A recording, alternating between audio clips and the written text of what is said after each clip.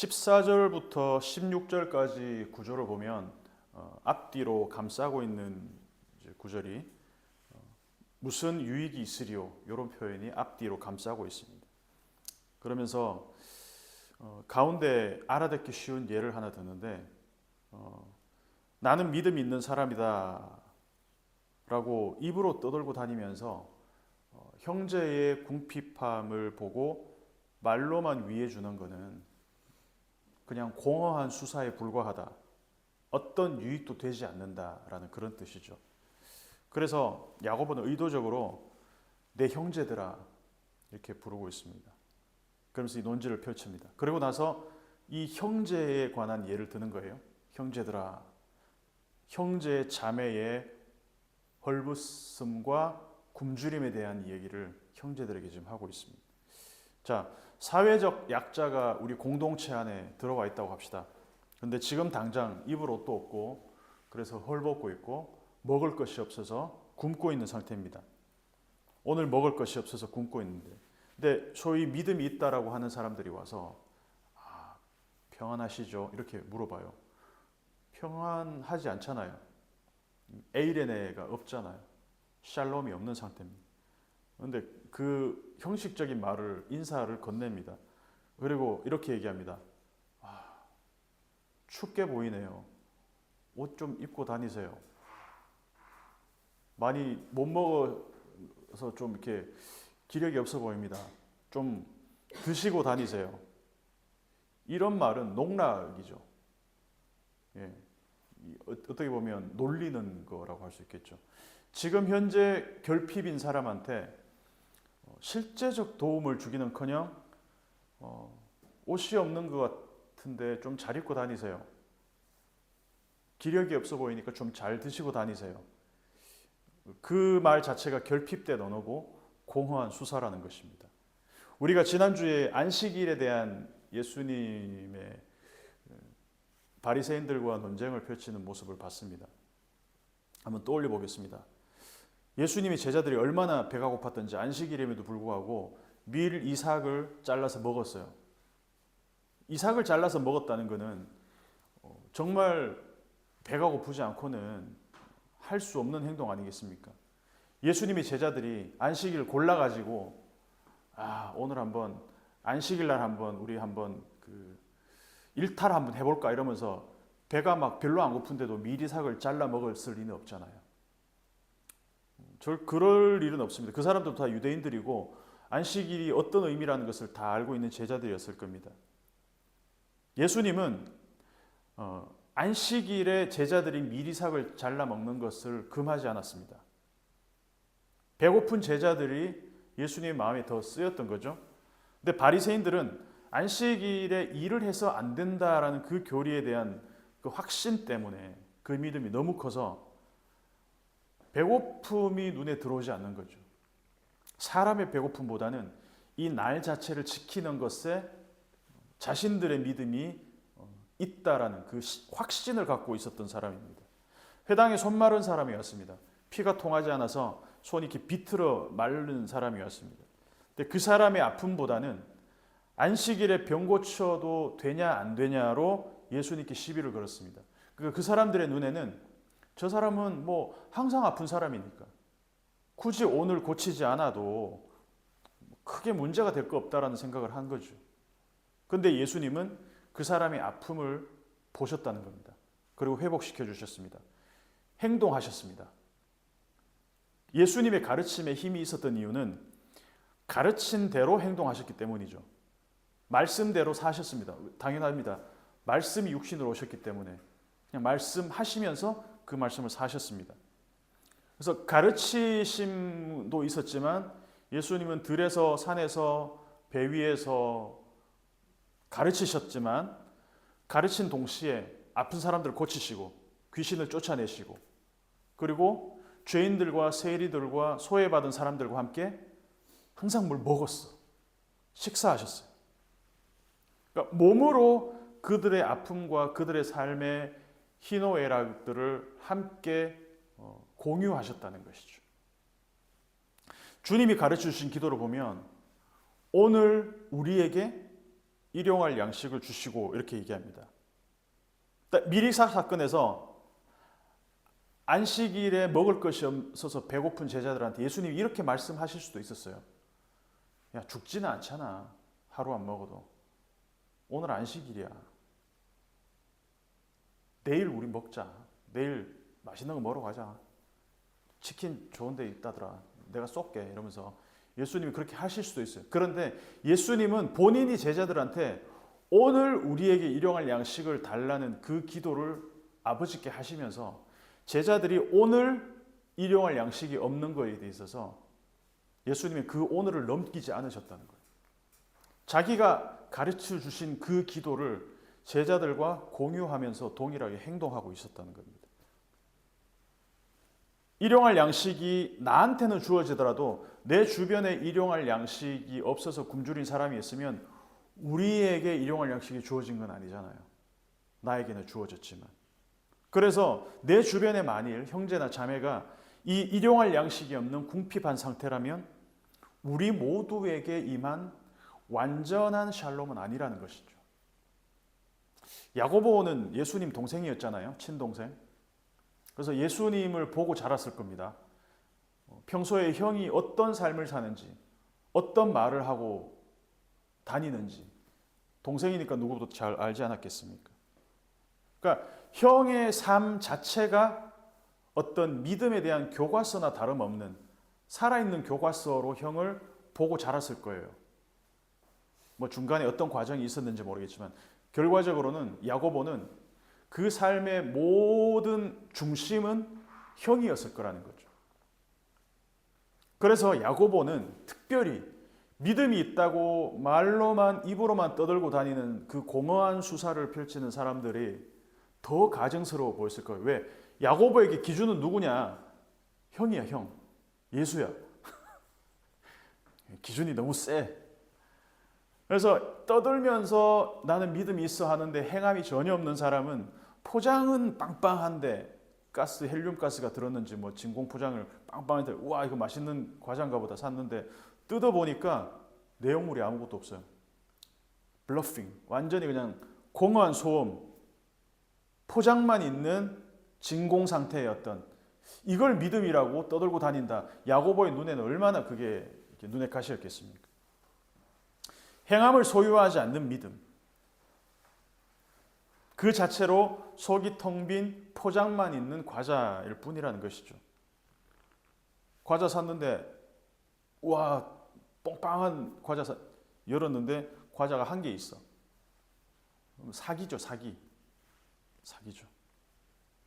오늘 본문을 보면 이 가지다라는 뜻의 이 have, echo라는 동사가 5번 등장합니다. 그 5번이 14절에 믿음을 갖고 있다.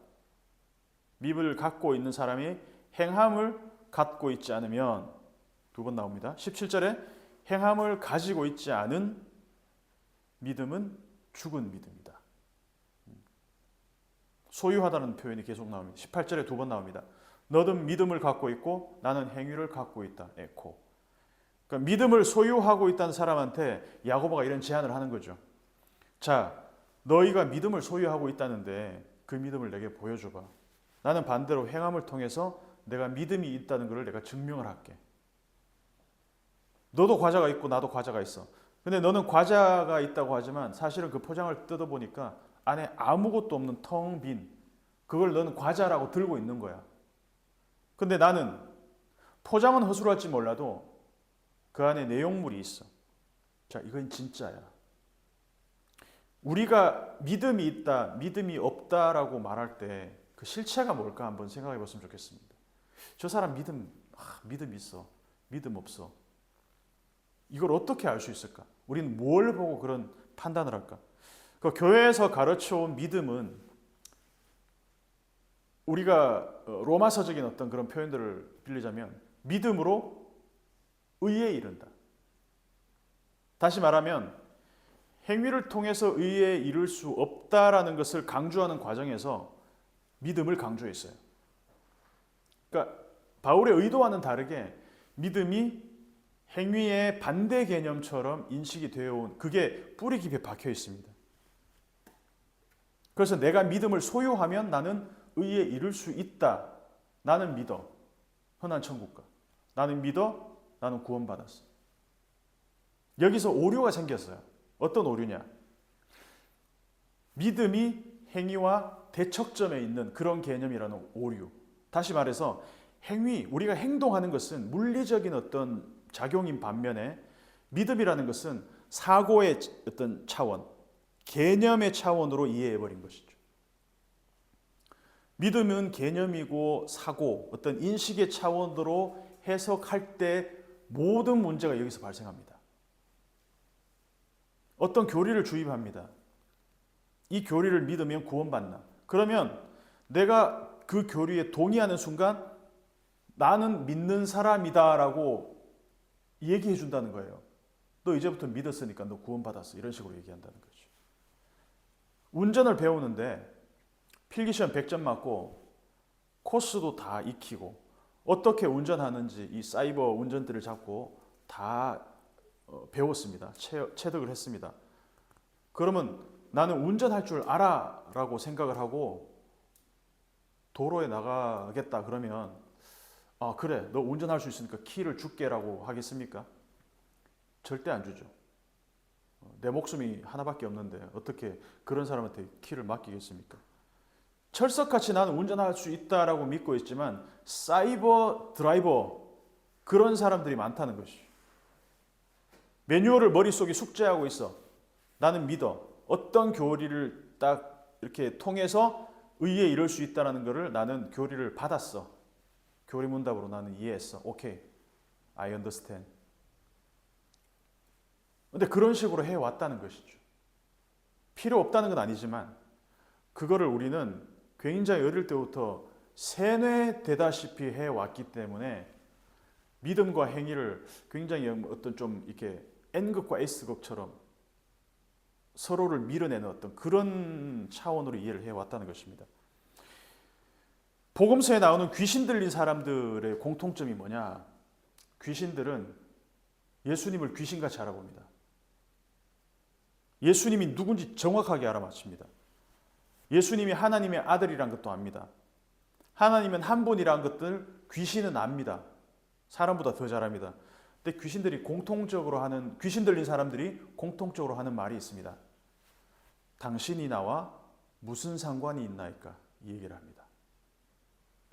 이거 귀신의 언어입니다. 나는 당신이 누군지 안다. 그러나 당신이 나와 무슨 상관이 있나이까? 하나님은 존재하신다. 귀신도 압니다.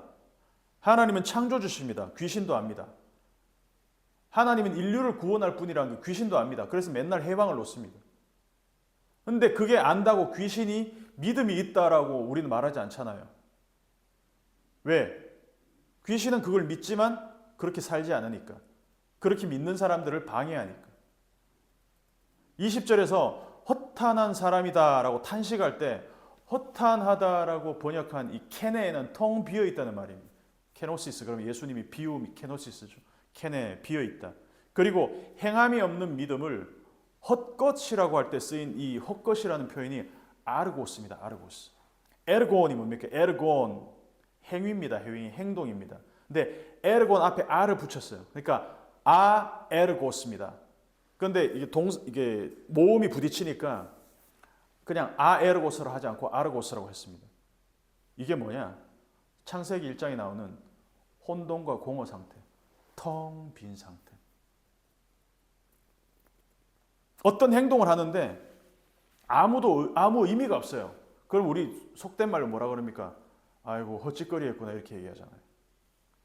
행함, 에르곤이 없는 믿음은 곧 아르곤이다. 내용물 없이 겉만 빵빵한 과자 포장. 헛짓거리. 에르곤이 결여된 믿음이 아르곤.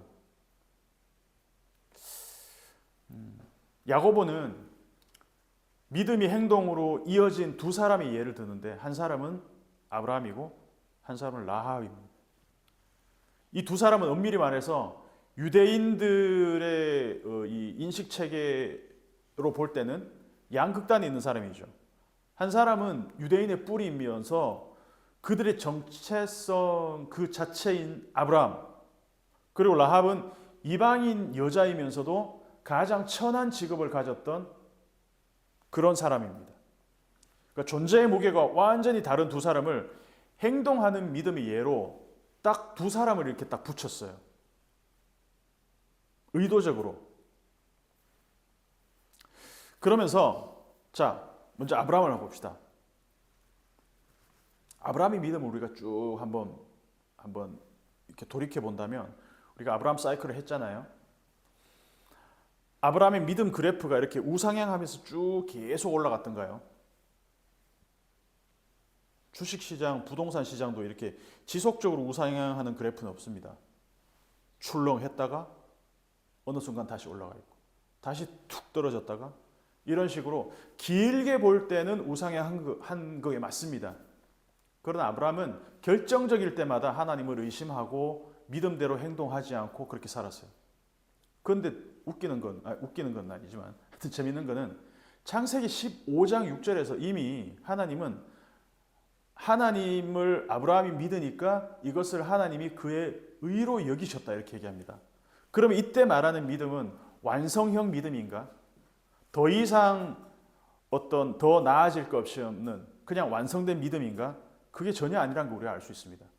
그 뒤에도 아브라함은 하갈을 아내로 맞아서 첩으로 들여서 이스마엘을 낳고, 약속을 사라의 몸으로 분명히 하나님이 후손을 주시겠다 약속했음에도 불구하고 하갈을 통해서 이스마엘을 낳고, 그리고 또 이스마엘을 베고 있는 하갈을 또 사라가 쫓아내고, 또 그 와중에서 그랄 왕 아비멜렉에게 아내를 누이라 또 속이고, 분명히 아브라함은 하나님을 믿었다 그랬는데 그 이후에 아브라함의 삶은 굉장히 실망스럽습니다. 우리가 봤잖아요. 그러니까 믿음의 아이콘이라고 보다는 아브라함은 어떻게 보면 의심의 아이콘이란 말이 조금 더 어울리는 그런 타이틀 같습니다. 그래서 아브라함이 하나님을 믿었다라고 할 때 이 믿음은 종결형이 아니라 계속해서 일생을 통해서 하나님이 완성시켜가는 그 과정인 것이지, 결코 그 순간에 하나님이 아브라함을 완전한 믿음의 소유자로 인정하셨다는 말이 아니라는 것이죠. 하나님은 분명히 약속을 하셨는데 내 현실은 도저히 이 약속이 이루어질 기미가 안 보입니다. 나이가 점점 들고 90세, 100세가 되어가고 내 아내는 이미 생산 능력이 떨어진 지가 오래된 90이 다 돼가는 여자고, 그래서 아브라함은 누구나 그랬겠지만 자기의 경험칙대로 행동합니다. 누가 봐도 이 행동은 믿음과는 상관없는 그냥 우리 일반 상식적인 삶을 살았던 거죠. 흉년이 들면 애굽으로 쪼르르 내려가고, 위기에 처하면 아내를 누이라고 속이고, 온갖 방법으로 내 후손을 만들려고 노력하고, 근데 그 과정을 지나는 동안 변하지 않는 원리를 아브라함이 몸으로 체험했습니다. 그게 뭐냐? 하나님이 약속하신 것은 반드시 이루신다. 다만 나의 시간표와 좀 차이가 있을 뿐이다. 이걸 아브라함이 깨달았던 것 같아요. 그래서 믿음의 개념은 있었지만 이전에는 행동이 그 개념을 따라가지 못해서 갭이 상당했다면 이제는 그 격차가 상당히 줄여져 있는 상태. 그리고 아들을 바치라는 명령을 들을 때쯤이면 창세기 22장에서 이삭을 데리고 모리아산으로 올라갈 때 아브라함에게 이 원리가 이제 작동하기 시작했을 때 같습니다. 그래서 아들을 바치라고 이 명령을 하나님이 하셨을 때 예전 같았으면 어떻게든지 이 상황을 한번 내 방식대로 한번 해결해 보려고 애를 썼겠지만, 이제는 하나님에 대한 그 신뢰의 경험치기 꽤 쌓인 상태입니다. 그래서 아브라함은 어떤 생각을 하냐? 에이, 죽이면 살리시겠지. 그렇게 실제로 믿었다고 그래요. 죽이면 살리시겠지. 실제로 그렇게 믿었다고 성경이 기록합니다. 의심하고 다시 믿고, 의심하고 또 다시 믿고, 이 과정을 수십 년 동안 겪다 보니 나중에는 나도 모르게 견고해진 그 믿음, 이것은 아브라함 스스로가 묵상하고 말씀을 보고 깨달아서 얻어진 고행의 결과가 아니라, 수행의 결과가 아니라 일생을 통해서 하나님이 보여주신 그 신실함이 의심할 수 없는 존재에 대한 신뢰로 체질화되어 버린 거라는 거죠. 이끌림 받은 결과라는 겁니다. 로마서 4장 21절을 읽어보겠습니다. 믿음이 없어 하나님의 약속을 의심하지 않고 믿음으로 견고하여져서 하나님께 영광을 돌리며 약속하신 그것을 또한 능히 이루실 줄을 확신하였으니, 누가? 아브라함이 그랬다는 겁니다. 견고한 믿음. 그래서 견고한 믿음은 단번에 생기지 않습니다. 오늘 심하고 또 의심하고 또다시 믿음으로 전환되고 또 의심이 믿음으로 전환되고, 그러면서 변함없이 신실하신 그 하나님이 다져놓은 그 틀을 내 삶의 베이스로 이제 그 위에 서기 시작한다는 겁니다. 그래서 이삭을 바칠 때쯤에 하나님과 아브라함은 아주 친밀한 교제가 있는 상태가 되었어요. 정말 허물 없이 친한 친구 사이에는 전화해가지고, 야, 나 돈 100만 원만 빌려줘. 그러면 진짜 친한 친구라면, 야, 계좌 불러. 뭐 다른 이유 묻지 않고. 그런 친구 있는지 좀 지금 잠깐 의심이 생기는데. 그러니까 이런 신뢰는 오랜 시간 동안 쌓여온 신뢰를 바탕으로 이루어진 거죠. 그래서 하나님과 아브라함은 오랜 벗과 같은 관계가 되었다라고 오늘 본문에서 얘기하고 있습니다. 이 벗이라는 표현은 창세기는 나오지 않습니다. 이사야 41장 8절에서 나오는데 제가 한번 읽어볼게요. 그러나 나의 종 너 이스라엘아, 내가 택한 야곱아, 나의 벗 아브라함의 자손아, 이렇게 얘기합니다. 하나님이. 근데 이게 벗이라고 번역됐지만 사실은 오하비, 아하브라는 사랑이라는 뜻이거든요. 오하비, 내 사랑하는 자라는 뜻입니다. 근데 이걸 한글 번역에서 벗이라고 표현했어요. 이 표현이 너무 따뜻해요, 저는. 내 사랑하는 자, 지구가, 이렇게 하나님 말씀하실 수 있지만 그거를 나의 벗 지구가, 하나님 이렇게 부르신다. 여기에 모든 게 다 녹아 있어요. 벗이라는 말은. 이 벗은 오랜 시간을 같이 하면서 말을 많이 하지 않아도 눈빛으로만, 아니면 그 분위기만으로도 서로를 온전히 이해할 수 있는 관계, 그 사이가 되어버린 사이가 벗인 거죠. 그래서 하나님은 이삭을 바치라고 하실 때 길게 설명하지 않습니다. 아브라함아, 지금까지 내가 했던 걸 다 한번 봐봐. 내가 이삭을, 네 아들 독자 이삭을 바치라고 할 때는 뭔가 이유가 있지 않겠어? 눈 딱 감고 한번 순종해봐. 내가 죽이겠냐? 내가 살려낼게. 어떤 방식으로. 이런 말 하지 않아요. 네 사랑하는 독자 이삭을 번제로 바치라고. 딱 끝이에요. 건조하게 한마디 합니다. 아무 설명도 없습니다. 이유도 없어요. 결과도 안 알려준. 근데 아브라함은 아침 일찍 일어나서 아들과 함께 산으로 올라갑니다. 진짜 벗이 되었기 때문에 가능한 거예요. 굳이 설득하지 않아도 되는 관계가 벗의 관계입니다. 아브라함을 하나님이 굳이 설득하지 않아도 이미 쌓여온 그 신뢰 관계 때문에, 야, 돈 좀 빌려줘 했을 때 계좌 불러, 이 관계가 된 거죠. 그래서 창세기 15장 6절에서 아브라함이 하나님을 믿으니 하나님이 이것을 그의 의로 여기셨다는 그 말씀이 아브라함의 일생을 통해서 지속적으로 이루어지고 있는 거예요. 그 오랜 시간에 걸쳐서 조금씩 이루어지고, 그래서 아브라함이 처음에는 의심하고 행동하지 않다가 그 의심이 조금씩 확신으로 바뀌면서, 조금씩 믿음으로 바뀌면서 행동하기 시작한 겁니다. 그리고 마침내 창세기 24장쯤 가서는 어떤 일이 일어나냐. 내 아들의 아내, 며느리를 보는 일에 가지도 않아요. 종 보내놓고 알아서 해라. 하나님 하시겠지. 이거 그냥 뭐 될 대로 되라가 아니라 이제는 하나님과 완전한 교제 가운데 있는 거죠. 완전히 신뢰하는 상태. 라합도 마찬가지입니다. 야고보는 오늘 본문에서 굳이 밝혀도 되지 않는 라합의 직업을 밝힙니다. 기생 라합이라고 밝힙니다.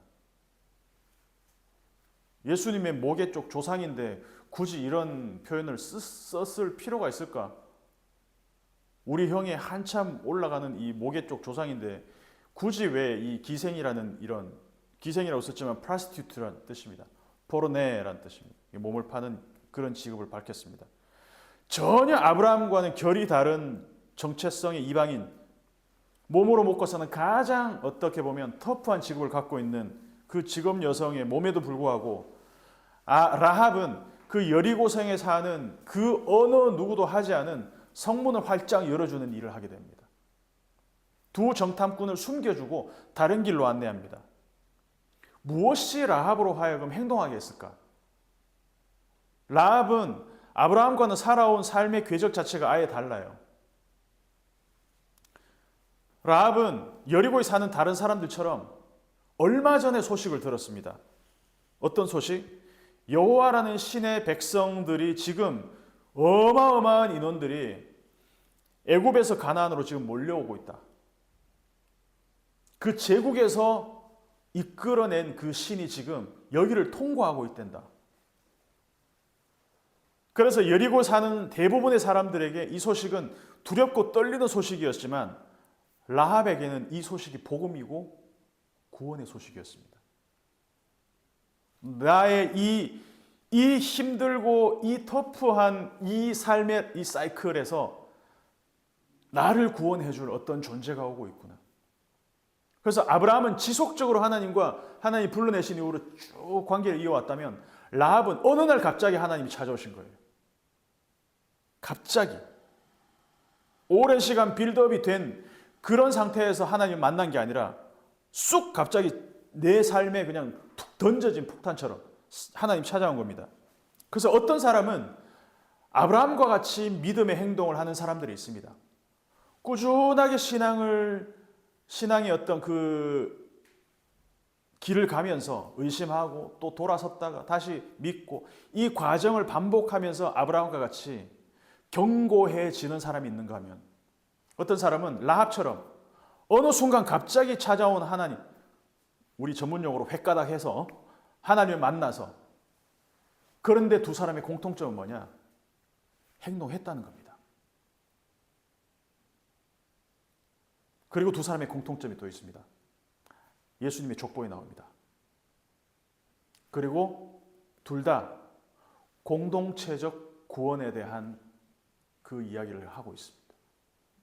아브라함 부르실 때 하나님은 내가 너로 큰 민족을 이루고 내 이름을 창대하게 하고 너는 복이 될지라 땅의 모든 족속이 너로 말미암아 복을 얻을 것이다. 이 한 사람의 믿음이 수많은 사람들을 살릴 것이라는 어떤 그런 마중물로서의 아브라함을 향한 하나님의 부르심이 있다는 것이고 라합도 마찬가지입니다. 라합도 자기에게 도움을 준 두 사람의 정탐꾼한테 딜을 합니다. 뭐라고 딜하냐?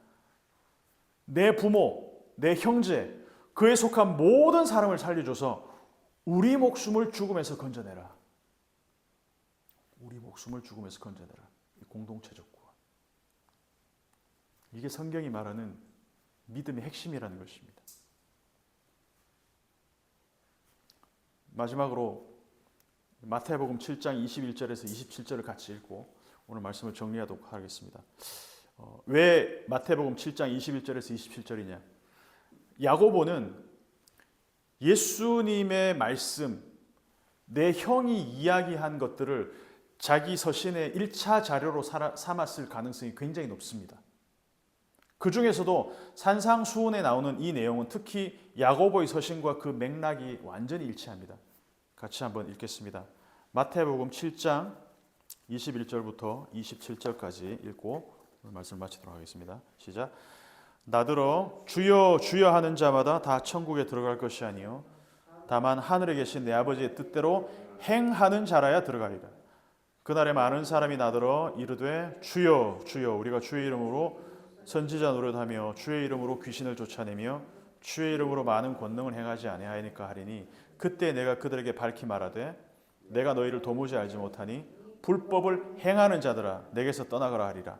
그러므로 누구든지 나의 이 말을 듣고 행하는 자는 그 집을 반석 위에 지은 지혜로운 사람 같으리니 비가 내리고 창수가 나고 바람이 불어 그 집에 부딪히되 무너지지 아니하느니 이는 주추를 반석 위에 놓은 까닭이요 나의 이 말을 듣고 행하지 아니하는 자는 그 집을 모래 위에 지은 어리석은 사람 같으리니 비가 내리고 창수가 나고 바람이 불어 그 집에 부딪힘에 무너져 그 무너짐이 심하니라. 아멘. 메시지가 분명하죠. 행위는 믿음의 반대 개념이 아니라 진짜 믿음은 그 사람의 행위를 통해서 견고하게 되어진다는 것입니다. 그래서 개념뿐인 믿음, 그 텅 빈 허상, 그 텅 빈 포장을 믿음이라고 스스로 믿는다면 일생을 통해서 내 믿음을 견고하게 만드셔서 그 믿음의 반석을 만들어 빚어가시는 하나님과의 친밀함을 누릴 수 있기를 주님의 이름으로 축복합니다.